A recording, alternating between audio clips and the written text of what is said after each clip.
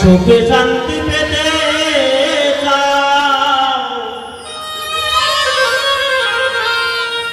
সদ্গুরুর দীক্ষা মানব জন্ম সার্থক তোমার হবে সত্য সুন্দর জীবন তুমি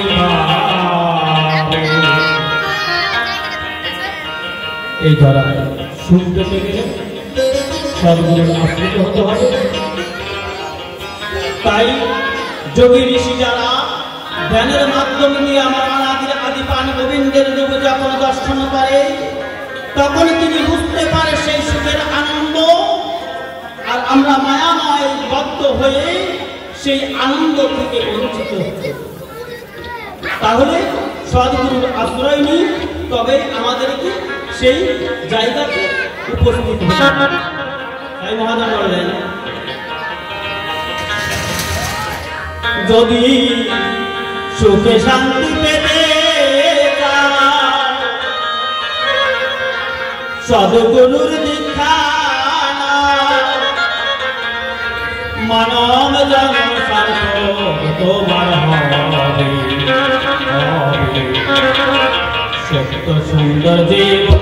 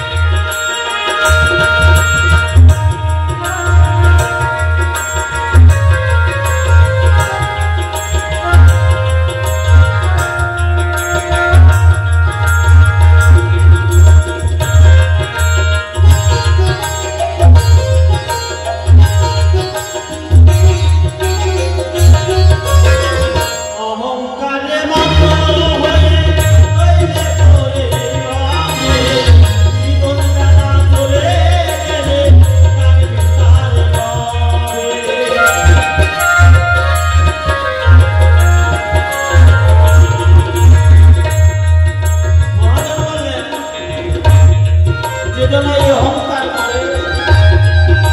শাস্ত্রে প্রমাণ এই যাবৎ পর্যন্ত যাত্রা আমি করেছি সঞ্চয় পুণ্যের ভাগ সেই ভাগটা যেদিন থেকে আমার মনের মধ্যে অহংকার জন্ম নেবে আমার জীবনের সব কিছু সেই দিন থেকে পুণ্য শেষ হয়ে যাবে। শাস্ত্র থেকে একটা উদ্ধৃতি দেই 30 বছর পর্যন্ত একজন সাধক সাধনা করেছে পরশ পাথর পেয়েছে। 30 বছর সাধনা করার পরে যখন সেই সাধু বাবা গ্রামে ফিরে আসে ফিরে এসে জগন্নাথ মিশ্রের পুকুরে গিয়ে সতী দেবীকে কয় মা আমার কথা ধরো আমি 30 বছর সাধনা করে একটু পরশ পাথর সঞ্চয় করেছি আর এই পরশ পাথর দিয়ে তোমার জীবনের দুঃখ কষ্ট সব সতী দেবীকে ডেকে ডেকে কয় মা আমি 30 বছর সাধনা করে অনাহারে সাধনা করেছি আজকে তোমার বিধির মধ্যে আমি একটু বদল করে যখন সেই সাধু বাবা কয় সতী দেবী দুহাত তুলে ঠাকুরের কাছে সমর্পণ করলেন হে ঠাকুর আমার ঘরে আজ অতিথি নয় কিন্তু আমার ঘরে যে অতিথিকে সেবা দেব সেই দণ্ডটুকু আমার ঘরের মধ্যে না আমার প্রভু যে ভিক্ষায় গেছে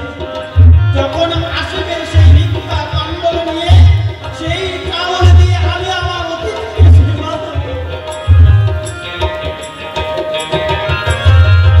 সতী দেবী বললেন সাধু বাবা আমার একটা কথা দেন আমি রান্নার ব্যবস্থা করছি এর মধ্যে আপনি মাথায় তেল মন্থন করে আপনি গঙ্গার ঘাটে গিয়ে চান করে আসুন। ভিক্ষা করে ফিরে আসে অল্প কিছু দণ্ডনে পেয়েছিলেন জগন্নাথ মিশ্র সেই দণ্ডটুকু রান্না করে সতীমা আমার রান্না করছে আর বলেছে দেখো আমাদের ঘরে আর অতিথি নয় এই পরশ পাথর দিয়েছি এই পরশ পাথরটুকু যখন লোহার সঙ্গে ছোঁয়ায় সঙ্গে সঙ্গে লোহাটা সোনা হয়ে যায়। জগন্নাথ মিশ্র আমার বললেন দেবী আমার কথা বলো এই পরশের পাথরের জন্য আমাদের মনের মধ্যে যদি অহংকার জন্ম নেয় তাহলে আমাদের প্রাণ গোবিন্দকে এই দলার মুখে আর কোনোদিন দর্শন পাবো না। হরি বল হরি বল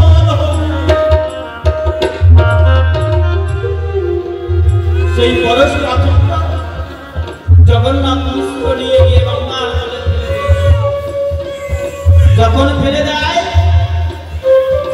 সাধু বাবা জগন্নাথ মিশ্র যখন সেখানে বসেছে এই মতো অবস্থায় সেবার আসনে বসে সাধু বাবা কয় আমার পরশ পাথরটুকু আমার হাতে দাও কেমন চলো যখন পরশ পাথরটা হাতে না দিতে পারে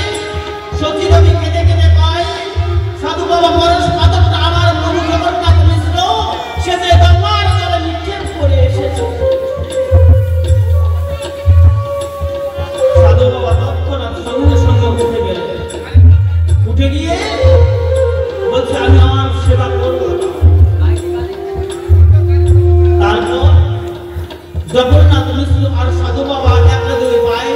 গঙ্গার নদীর ঘাটে গিয়ে সেই পরশ পাথরটিকে জলের মধ্যে খুঁজতে খুঁজতে যখন না পেল সেই সময় জগন্নাথ মিশ্র অনেক খোঁজার পরে একটি পাথর জলের মধ্যে থাকা নুড়ি কাঠের বালিতে একটি পাথর নিয়ে সাধু বাবাকে হাতে দিলেন বললেন সাধু বাবা এই যে তোমার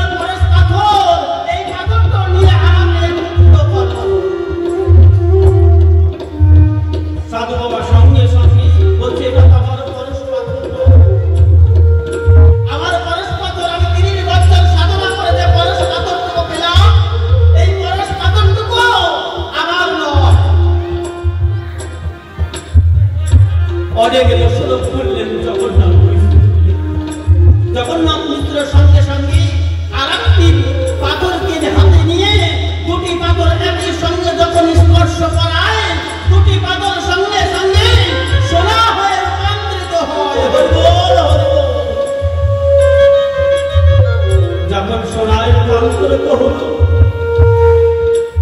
সঙ্গে সঙ্গে সাধু বাবার মনের মধ্যে যে অহংকার হয়েছিল, জগন্নাথ মিত্রের চরণে লুটিয়ে পড়ে বলছে, তুমি প্রথম পরশপাথর, আমি এই ধরার বুকে শুধু হাহা করে পেলাম না কিছু।